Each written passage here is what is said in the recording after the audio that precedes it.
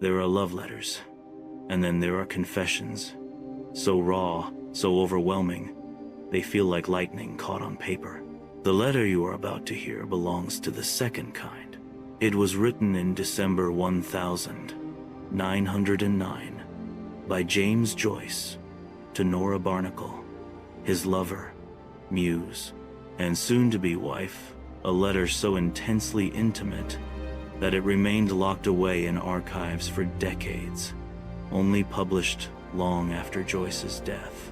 It was never sent, and perhaps that's what makes it feel all the more vulnerable. This is not just a writer writing to his lover. This is a man on fire. James Joyce was born in 1882 in Dublin, Ireland, and by the early 1900s, he was already a restless literary mind determined to redefine what fiction could be. With a taste for rebellion and a deep distrust of institutions, Joyce left Ireland young and spent much of his life in self-imposed exile across Europe. But if the world came to know him as the creator of Ulysses and Finnegans Wake, to Nora Barnacle, he was simply Jim. Nora Barnacle, born in 1884 in Galway, Ireland, was not a literary figure, nor a political radical. She was a chambermaid, full of spirit and mischief, with a sharp tongue and a wild heart. She had little formal education, but she would become Joyce's emotional anchor, the inspiration behind some of the most iconic female characters in 20th century literature, and the woman to whom he wrote some of the most passionately erotic letters ever penned. Their paths crossed in Dublin on June 10, 1904, a brief encounter that sparked a lifelong bond. Their first real date, however, took place on June 16, 1904. It was that afternoon when they walked through the streets of Dublin and shared a moment of intense physical and emotional intimacy that Joyce would later memorialize in Ulysses. Today, that date is celebrated around the world as Bloomsday, named after the novel's protagonist, Leopold Bloom. From that moment, their relationship was anything but conventional. Joyce left Ireland shortly after their first meetings, and Nora followed him into exile in Trieste. They lived much of their early years poor, unrecognized, and often in turmoil, but even in financial desperation and emotional distance, their bond held firm. Joyce, frequently tortured by jealousy and insecurity, wrote to Nora as if trying to grip her soul through ink and paper.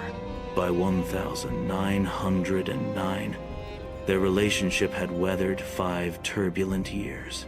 They had 2 children by then, Giorgio and Lucia, and though not yet married, they lived as partners through exile, isolation, and artistic struggle. That year, Joyce briefly returned to Ireland without Nora, a separation that left him feeling insecure, paranoid, and emotionally feverish.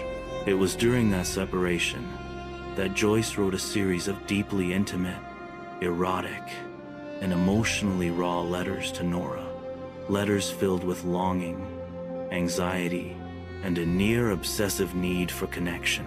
The letter you're about to hear is one of those moments of emotional exposure. He writes with the full force of a man who is terrified of being forgotten, of not being loved back with the same violent devotion he feels. The letter was never sent. It remained in Joyce's archives, a ghost of desire too fierce for the world to see until now. But within its lines lives something universal, the madness of missing someone, the ache of longing, and the terror of needing love more than air. This is James Joyce, not the literary titan, but the man who burned for Nora.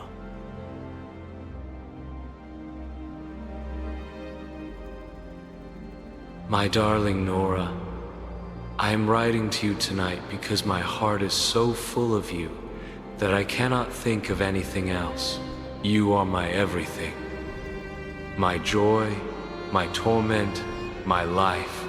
I am tortured by the thought that you might not love me as I love you, that you might grow tired of me. I am a fool for you, Nora. A fool who would give up the world for one kiss from you. When I saw you last night, your eyes, your hair, your voice, they burned into me. I cannot sleep. I cannot eat. I cannot work. I am yours. Utterly yours, body and soul. Do you know what it is to love like this? To be consumed by it? I want to hold you, to tell you everything, to make you mine forever. Write to me, Nora, even one word, and save me from this madness. Your Jim.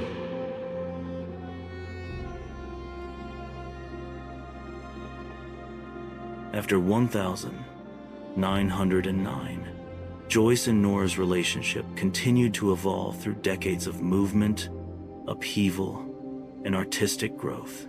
They settled for long periods in Trieste, then Zurich, and later Paris, where Joyce completed his literary masterpiece Ulysses, and began work on the enigmatic Finnegans Wake. Nora remained by his side through it all, through the long nights of writing, the storms of illness, and the unpredictable tides of genius. Though they only legally married in 1931, their bond had long surpassed legal definitions. Nora managed the practical matters of life with a grounded sensibility that contrasted Joyce's obsessive interior world. She supported him through financial instability, creative frustration, and the increasingly erratic behavior of their daughter Lucia, who suffered from mental illness. Their love was imperfect, volatile at times, but enduring. Joyce continued to write to Nora, even when they lived under the same roof, testaments to his insatiable emotional hunger. Some of those letters, particularly from 1909, are now considered among the most erotically explicit and emotionally raw love letters of the 20th century. Literary critics have called them shocking, tender, and unparalleled in candor. They capture not only physical desire, but also Joyce's complete psychological surrender to Nora. When Joyce died in Zurich in January 1941 following complications from surgery, Nora was devastated. Though she was never fully involved in the literary world, she had been the silent foundation beneath his genius. Her grief was quiet, but consuming. She remained in Zurich until her death in 1951, and is buried beside him. Over time, scholars came to view their relationship not just as a romantic union, but as a creative partnership. Nora shaped Joyce's work in subtle but powerful ways, most notably as the inspiration for Molly Bloom, the unforgettable voice that closes Ulysses. Critics continue to explore the emotional and artistic depth of their bond, seeing in their letters a rare window into the interior life of one of literature's greatest figures. The letter you've just heard is more than a historical curiosity. It is a reminder that behind every great writer stands a private world of passion, fear, vulnerability, and need. And sometimes, that world leaves behind a voice that still burns, more than a century later. Do you think Joyce was truly writing about love, or about his fear of being alone?